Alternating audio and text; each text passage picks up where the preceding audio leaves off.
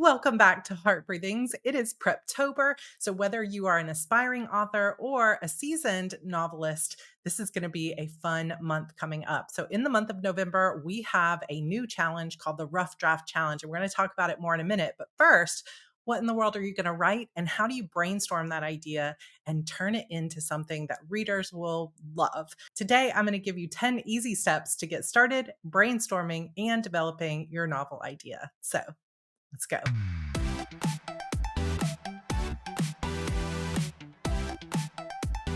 Instead of NaNoWriMo this year, I am leading a brand new event called the Rough Draft Challenge, where instead of going for 50,000 words in the month of November, we are going to give ourselves achievable, but maybe a little bit of a stretch goal. So we've got a 10K tier, 25K, 50K, or 100K, or there's also a diamond tier. So if you want to hear more about that, I will link for you my video about the Preptober planner. And if you're looking to absolutely go through these steps, then that planner is going to guide you through it and it's completely free. It is something that I made for all of you and I would love for you to download it. All you have to do is sign up for my newsletter. That link will be down below and you can get started, print it out, or use the digital version, and you'll be well on your way to plotting your next book. So, today, what we're going to do is I'm going to give you the 10 steps that I recommend you use to get started brainstorming, choosing your novel, and developing that story so that you can start writing on November 1st. So, tip number one is to brainstorm your project. So, if you have no idea yet what you want to write, or you have multiple ideas and you're just not sure which one you want to commit to, then the first step is really to brainstorm. Think about your concept, think about the type of story that you want to write. Is it going to be a story that's emotionally moving? Is it going to be about loss? Is it going to be about a certain period of life?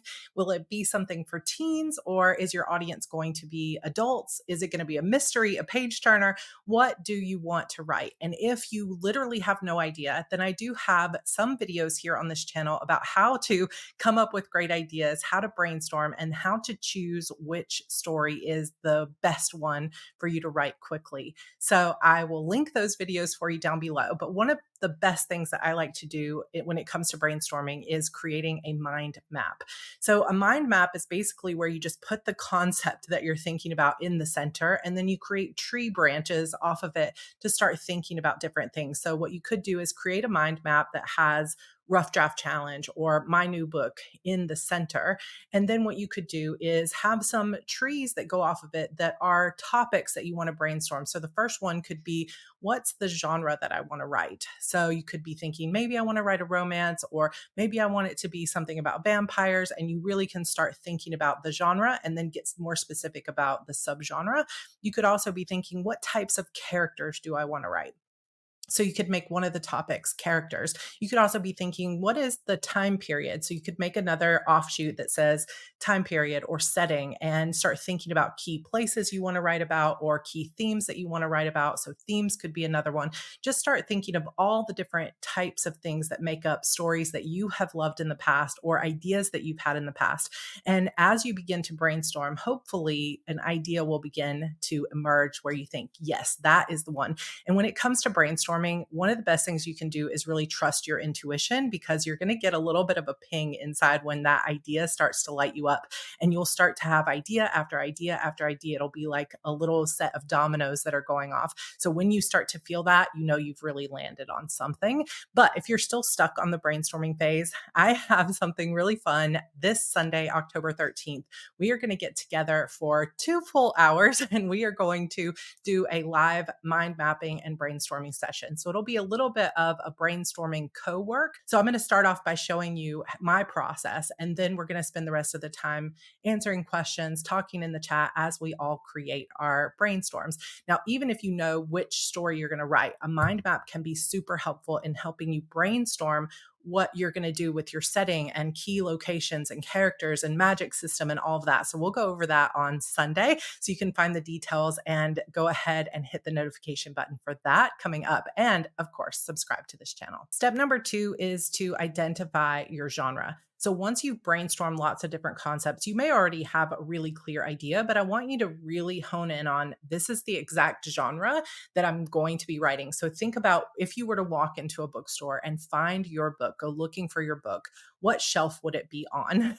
If you walk into Barnes and Noble, for example, there are shelves for young adult and teen books, there are shelves for contemporary romance, there are shelves for paranormal romance, there's shelves for mystery thrillers, there's horror shelves, there's nonfiction shelves. Where would your book be shelved? And what other books would it be close to? And the more you can identify the sort of vibe, the themes, the type of plot that you're going to write, and you can tell, oh, my book is going to be similar to these five, 4 or 5 other books, you can start to do some research to figure out not just your genre, but your subgenre. So maybe you're not just writing paranormal romance, you're writing shifter romance. Maybe you're not just writing contemporary romance, you're writing sweet and clean, closed door, small town romance. So get as clear as you can about the type of story that you're writing. And in fact, as a bonus tip, one of the things I would do is try to identify a handful of stories. It doesn't matter if they're traditionally published or if they're even if they're movies or TV shows, but other stories that you think are similar to what you're going to be writing. And then write down a list of all the elements that you can think of that happen in that story or stories like it. There's always a happily ever after. There's always a funny side character that's a best friend. There's a lot of travel. There's a mystery. There's 3 dead bodies. Think of all the similarities between those stories as well as yours. So identify your genre and your subgenre, as well as a bonus tip, some comp style of books or TV series that might be similar to your own. That's going to help you in your brainstorming. The next step is to create a log line. Now, this doesn't have to be perfect. You're not creating a contract with the universe to say this is the way the story will end up.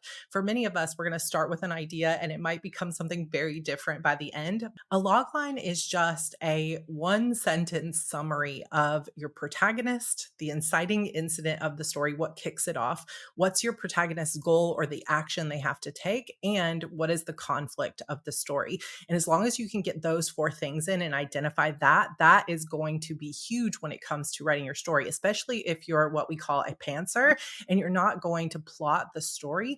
You might be able to get a really good idea ahead of your writing of what kind of story and what the focus is going to be so that you don't sort of write yourself off the rails.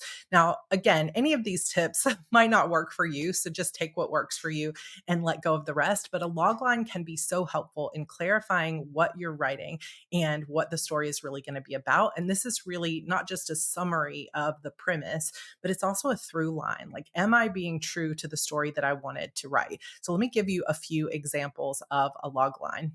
So, one of the first ones is an angel is sent from heaven to help a desperately frustrated businessman by showing him what life would have been like if he had never existed. You'll probably recognize this one as It's a Wonderful Life. How about T'Challa, heir to the hidden but advanced kingdom of Wakanda, must step forward to lead his people into a new future and must confront a challenger from his country's past.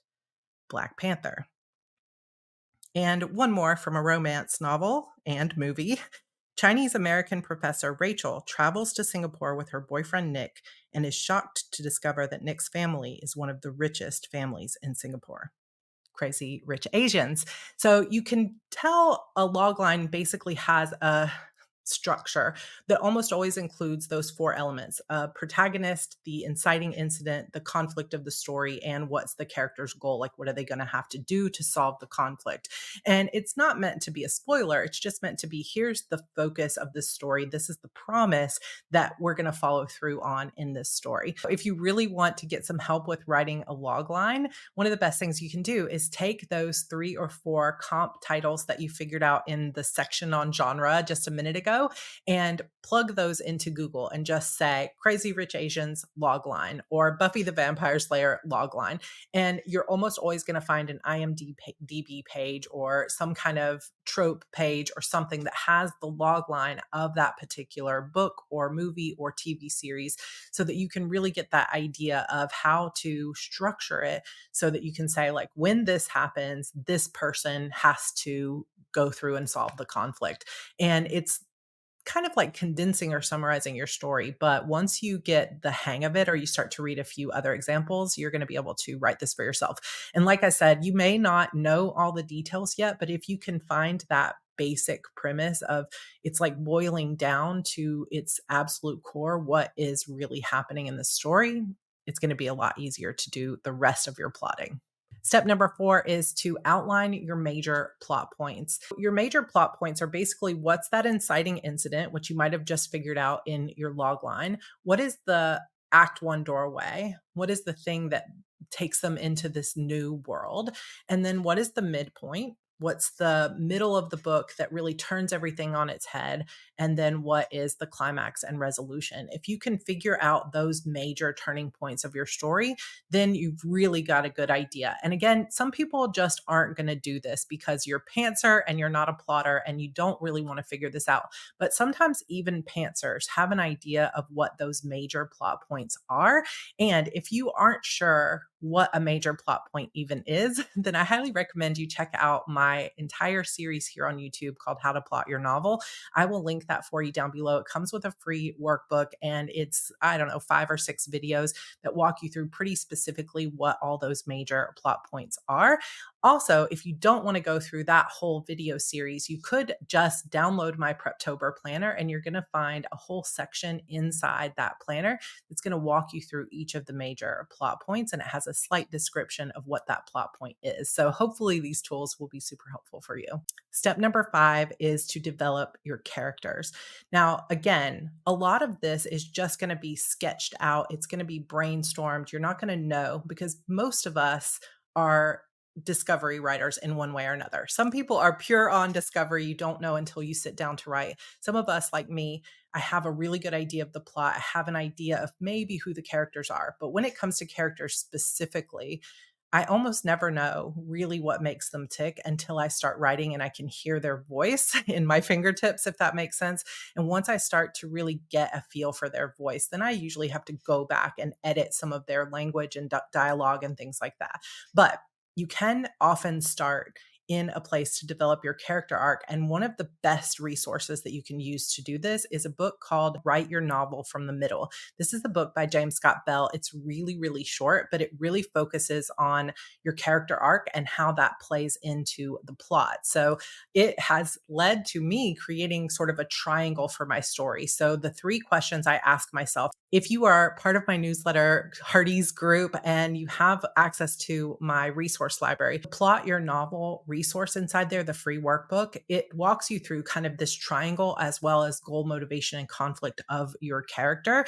So what I usually do is start with a little triangle for each main character. This is point of view characters. And I say, number 1, where is this character emotionally, physically? Where are they in terms of the story conflict at the beginning of the story? And then where are they going to be by the end? So, for example, with Lorelai, I knew she had to be this kind of person at the beginning. She's broken, she's torn up about her friend, she feels guilty about what happened that night, and she isn't sure if she even wants to still be alive. Then by the end of the story, I know I have to make her transform. In order for this to be a story that resonates with people, we need her to find hope. We need her to figure out who she is and what she really wants by the end of this story. So then what I had to do is kind of working my way backwards is to then figure out where is she then at the midpoint. So James Scott Bell says that that midpoint is often a mirror moment where your character is like looking into a mirror figuratively and thinks, what have I become? This isn't who I was meant to be. This isn't who I want to be.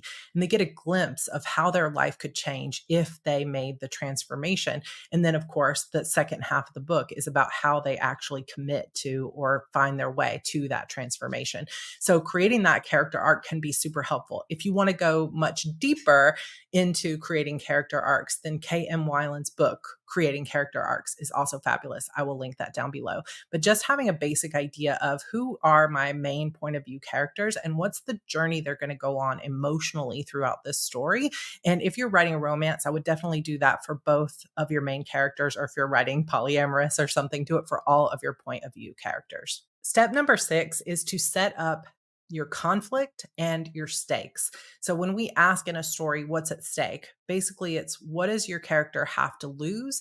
And we can think about that on a personal level, individual for your character, but it also might be, depending on the type of genre you're writing, the stakes might be much bigger than that. What does the world have to lose? If your character doesn't destroy this evil villain, then the whole world falls to the evil one, right? There could be global stakes, there could be just community stakes or just family stakes.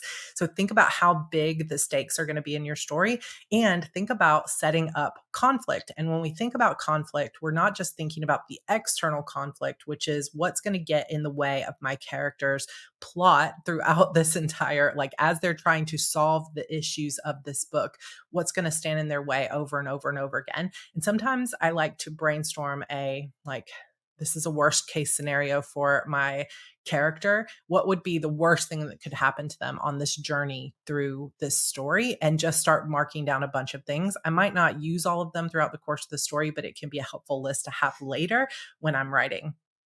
Then there are also going to be internal stakes. What happens to your character if they don't transform, if they don't change, if they don't grow by the end of the story? So start thinking about those stakes and the conflicts that they're going to come against throughout the story. And the more you can make just a list of brainstorm, the more you'll find it useful during your rough draft writing. Step number 7 is to brainstorm subplots. So you may not want to do this early on. This might be something, again, that just comes organically throughout the story, but I wanted to mention it here because it can be another thing that might help you. So, for example, one of the subplots in The Disappearance of Vanessa Shaw is a budding romance between two of the characters. And that becomes not the main plot of the story, but it does become a significant subplot. There are also subplots that are going on with Vanessa herself because I've got dual timelines. So there's a subplot that runs through the past timeline about Vanessa's secret. So it can be helpful, depending on the type of story that you're writing, to think not only about the main plot, the overarching plot of your character's journey, but also about relationship subplots, about secrets or historical subplots, or other things that might come up with family or themes that you want to explore between the relationships in your story. Step number 8 is to create chapter or scene summaries. Again, I'm going to lead you potentially to a previous set of videos from me that also comes with a free workbook that is all about how to write great scenes. If you don't want to, again, take the time to watch lots of other videos, then I'm going to give you just a brief overview of it here. But one of the things that I love to do when I'm getting ready and prepping for an event like NaNoWriMo or the Rough Draft Challenge, or just when I'm getting ready to work on a new book, is I will take a set of index cards and I will begin filling in the blanks between plot points. So I might know what that opening scene is, and I can take out an index card and I can put on it who's in the main scene, what's the main setting of the scene, where is it taking place, and then what is my character's goal in that scene, what's the conflict that is going to make them not get or achieve what they thought they wanted, because we need conflict in every scene. And then finally, what is the outcome of that scene? And so I will sit down and I will make note cards of those major plot points that I already figured out earlier in my process. And then what I'll do is I'll start thinking, okay, how are they going to get from point A to point B? What are the natural set of things? Maybe it could be based on some of the subplots, some of the character arc ideas. It could be something that came out in my mind map, but I'm just going to start to think, how can I get them from the beginning of the book to that Act 1 doorway, or to that inciting incident where they learn XYZ. So, for example, with my latest book that is coming out October 25th, by the way, The Disappearance of Vanessa Shaw, I knew that the beginning of the book was going to be the night Vanessa disappeared. And then we're going to fast forward to the main plot of the book, which is the fact that her brother, Vanessa's brother, has called all those friends back to that cabin for a weekend to celebrate Vanessa's life 1 year past the day she disappeared. And so I've got to get my main character into that cabin reluctantly, probably, right? And then I know in the Act 1 climax, there's a big event that takes place where the power goes out in the cabin. So how do I get her from just arriving to the cabin to the moment where they're all in the room and the power goes out and spooky things start happening? So I can't just have that happen as the next scene. So what kind of things do I want to set up Act 1, to set up plants and reveals later in the story? What do I want to show in the past timeline? And so I just start thinking and brainstorming. And you could just make a long list of the types of things that might happen. So, for example, I knew that I needed to establish their friendship because the story doesn't feel as strong if we don't care about these characters? So I need to show them and show some of the individual characters having fun. This is kind of like life in their normal world. How do they have fun? How are they bonding with each other? How can I show some of their relationships, some of these important moments between them? So I need to create or brainstorm some scenes that are showing them both as a group and some of that subplot of the romance happening kind of on the side or in private. I also knew that I needed to set up some situations where we're thinking, is there a ghost? Is Vanessa's ghost haunting them, or is this all in Lorelai's head? Because at its core, this is an unreliable narrator mystery. And so, or psychological mystery with an unreliable narrator. So I need to go ahead and set up some of those scenes where she's going to have an encounter with, is this or isn't this a ghost? And so I needed a scene where she's alone and having some things happen to her that we're not sure if it's real. So as I begin thinking through that story, I would begin creating scene cards with my character's goal, the obstacle to their goal, and what's the outcome. And as I create an outcome for each scene, then I just think, what would happen next? They're all out at the pool. They get into a little bit of an argument. What happens next? Maybe the next thing is that Lorelai follows Finn out into the woods and they have a discussion about the thing they were just arguing about. So I can begin to brainstorm some of those scenes and then continue to do that for the rest of the novel. Now, I usually start with an estimate of about 40 to 50 scenes per book. I tend to write between 90 and 100,000 words. If you were writing, let's say, a 40,000 word book, you might want to estimate maybe 20 to 25 scenes for your book or less, depending on how long your scenes tend to be. So you could start with that number of note cards, go ahead and count them out, and then write down your major plot points that you already know, and then begin just brainstorming, even if it's something simple like, I need a scene where she has a conversation with her ex. You might not know the setting, you might not know where it fits, but you know it's going to be somewhere in Act One. So make a scene card for it that becomes a placeholder. The more you can do this, if you are a natural plotter and this kind of thing helps you, the easier and faster your writing is going to go.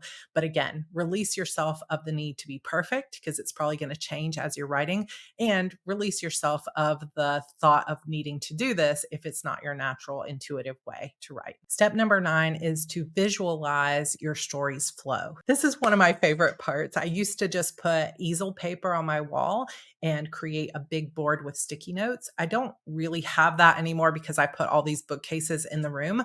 What I often like to do is just take a large sheet of graph paper or grid paper, and I'll link it down below. I use one that's 11 by 17, and I will use very small, those kind of like 1.5 by 2 inch post-it notes in different color codes, depending on how many POVs I have in my story. And I will create a space for Act One, Act Two, Act Three, and Act Four. And I will start taking those scenes that I created index cards for or that I brainstormed, and I will start putting just a basic summary of the scene. Lorelai and Finn argue in the woods, and put it where I think it belongs. And there's a difference in the way your brain will think through it if you are a visual person between if you're just jotting things down in a Word doc versus you're putting it out in a visual flow. So this could be another mind map for you. It could be a plotting wall. It could be a digital tool like Plotter, which again, I will link for you down below, or it could be sticky notes like what I use. But having a visual way to see your whole story all at once rather than just a set of note cards. Another thing that I will do if you don't want to create a separate thing is take those note cards and lay them out. Just you could do columns like this, or you could do side by side. So you could say all of Act One is here, all of Act Two, all of Act Three, and just lay them out side by side and leave places blank where you just aren't sure what's going to happen. And there's something that happens in your subconscious mind sometimes where you've got a few of the pieces of the puzzle figured out, but you don't have everything down. It will just trigger for your brain to be working in the background while you're in the shower, while you're washing the dishes, while you're taking a walk, while you're driving to work. It will help your brain to just naturally start filling in those blanks, and you'll have aha moments. And when you have those aha moments, by the way, make sure that you have a way to capture those ideas. So you've got those blank note cards that you can run in there and say, okay, this was the idea, or keep some kind of app on your phone like Google Docs or a notes app that you can keep track of those ideas, even if you're out and on the go. But for me, having a visual flow of the entire story, even if it's mostly blank spaces, really helps me begin to start to put those pieces together in my mind. Step number 10 is to review your outline. One of the things that is super helpful is once you've got your mind map is all put together and you've started brainstorming locations and characters and you've got the character arc, you know some of the major turning points of the story or the shape of the story, you've got your log line down where you have an idea of the basic premise of the story. Then you followed these other steps, but it can be helpful as a last step before you start on November 1st to go back to the mind map, the character arcs, just revisit all of that work that you did previously and see if now that you've got a basic structure, reviewing that past work begins to fill in some of those blanks. It's just a matter of reviewing it and adding a little bit more, reviewing it, adding a little bit more. You could even, as part of the review process, start a new mind map where you've already got some of the pieces, but identifying like, okay, I know all of this, but what I don't know is what's going to happen with this relationship. So you could create a new mind map that says, love interest or romantic relationship, and then begin creating your little trees off of that, where you start to think about what type of hero do I want? What type of heroine do I want? What type of romance are they going to have? Or it could be, of course, male, male or female, female. And you just write out that story the way that you want it to be. And you just start brainstorming the different pieces of that romance, or it could be a different subplot. It could be setting.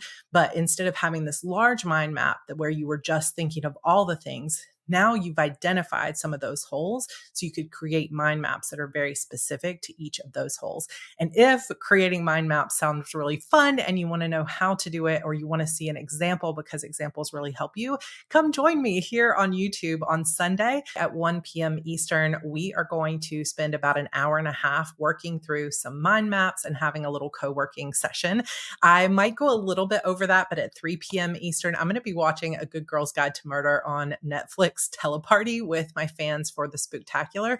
So if you want to come join us for that after as a reward, you're certainly welcome. You can always find those details at sarracannon.com, just clicking on the blog. There's lots of fun giveaways, including my Thriving Author Bundle, a Kindle, a full set of all my signed paperbacks, which at this point is going to be 29 signed paperbacks. It has been such a fun event with my fans, and it is going all month long. And of course, you all are welcome to come hang out with us over there. So we will be live here on Heart Breathings on YouTube from about 1 to 2:30, 2:45 p.m. Eastern on Sunday. And we're going to talk mind maps. I'm going to show you lots of examples. And I am going to be doing my own brainstorming for A Mirror of Shadows, which is my next story. And you'll be able to chat in the comments and hang out with us there. And of course, it will be available on replay if you can't make it live. So come join us for that brainstorming session. And then if you want to come join us on Netflix Teleparty, we're going to watch A Good Girl's Guide to Murder episodes 1 and 2. And I'll leave all those links for you down below. I hope this list of 10 was helpful. And if you want any details on each little piece of it, chances are I have a video on that, because I've been making videos here for about 6 years with lots of Preptober content, lots of craft and plotting content. And I would love for you to subscribe, join our family, and of course, also subscribe to my newsletter, where you're going to get access to that free Heart Breathings resource library with dozens of resources for writers. So check those links down below. Let me know in the comments if you already know what story you're writing and which of these tips was most helpful. And I will see you next time. Bye.